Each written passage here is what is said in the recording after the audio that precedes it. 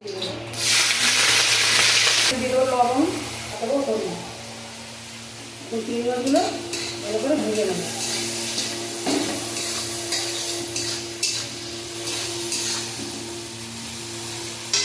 তুলে নেবো। এইভাবে চিংড়ি মাছ বেশি ভালো শক্ত হয়ে যায়। তুলে নেবো, ভালো করে ভাজা করে নিয়েছি। এখন ভেন্ডি আলুর তরকারিটা বসাবো। আরও তেল দিয়ে দেবো। এর জন্য ফোড়নে নিয়েছি 5 ফোড়ন, কাঁচা লঙ্কা, সামান্য জিরে দিয়ে এগুলো একটু ভেজে দিয়ে হলুদ দেবো। হলুদটা একটু ভাজা ভাজা করে নেব। এখন আলু ভেন্ডিগুলো দিয়ে দেবো। খুব ভালো করে একটু সব কিছু কষিয়ে নেবে।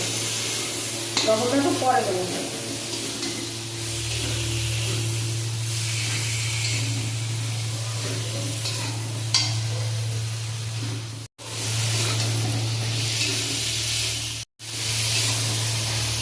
ভালো করে কষিয়ে নিয়েছি। দেখুন, আমি এই রান্নাটা করার জন্য ভেন্ডিগুলো গোটা গোটা রেখেছি।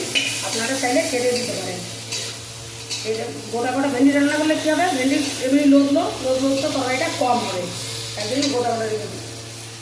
কিছুক্ষণ কষিয়ে নিয়েছি। এখন দিয়ে দেবো লবণ। লবণ যেটি নেড়ে দেবে, জল দিয়ে দেবো।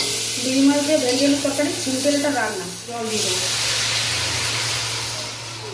ব্যাস, মাখা মাখা তরকারি হবে। আর জল দেবো না। এখন 2-3 মিনিট ঢাকা দিয়ে দেবো সিদ্ধ হওয়ার জন্য। এই দেখুন, ভেন্ডিগুলো খুব ভালো সিদ্ধ হয়ে গেছে। আলুগুলো হালকা বাকি আছে। এখন এর মধ্যে চিংড়ি মাছগুলো আমি দিয়ে দেবো। চিংড়ি মাছগুলো দিয়ে দিয়েছি। এখন আর কিছুক্ষণ তরকারিটা রান্না হবে।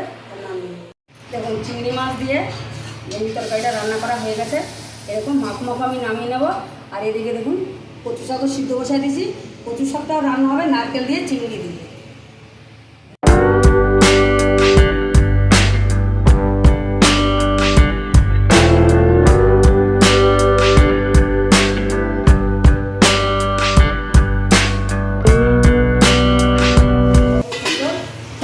সিদ্ধ হয়ে গেছে।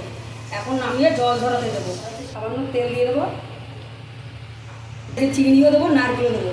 আর নারকেল কুড়াটা একটু ভেজে রাখবো। অল্প নারকেল কুড়া, চিংড়ি দিতে গেলে অল্প করে নারকেল কুড়া দিচ্ছি। আপনারা চাইলে শুধু নারকেল কুড়াতেও বানাতে পারেন, শুধু চিংড়িতেও বানাতে পারেন। এটা হালকা করে ভেজে নিয়েছি। এবং তুলে নেব।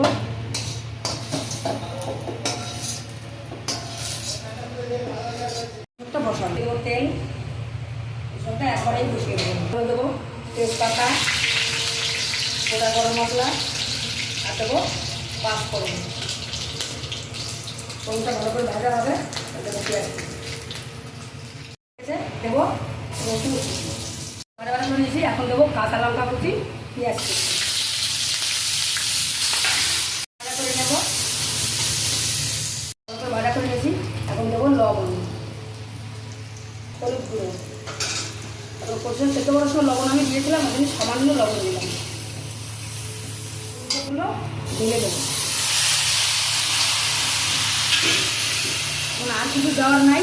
এখন শুধু নাড়তে হবে, শুধু নাড়তে হবে।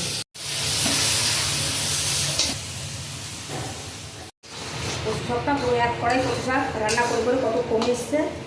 এখনও হয়নি, পুরো জল শুকিয়ে নেবো রান্না করে করে। এখন দিয়ে দেবো চিংড়ি মাছ ভাজা। আর দিয়ে দেবো পুরানো নারকেল কুড়িয়ে রেখেছিলাম ভেজে, যে নারকেল, চিনি। কচু শাক রান্না করলে অবশ্যই চিনিটা দেবেন। চিনি না দিলে কচু শাকের স্বাদই আসে না। চিনি দিলে স্বাদটা উঠে আসে। এবং আরও কিছুক্ষণ রান্না করে করে পুরো শুকিয়ে নেবে। কচু শাক রান্না করতে কতটা টাইম লাগে, সত্যি কচু শাক রান্না করতে অনেক টাইম লাগে। এখানে কচু শাকটা রান্না করা হয়ে গেছে। এই দেখুন, আর সামান্য 2 মিনিট নেড়ে আমি নামিয়ে নেব।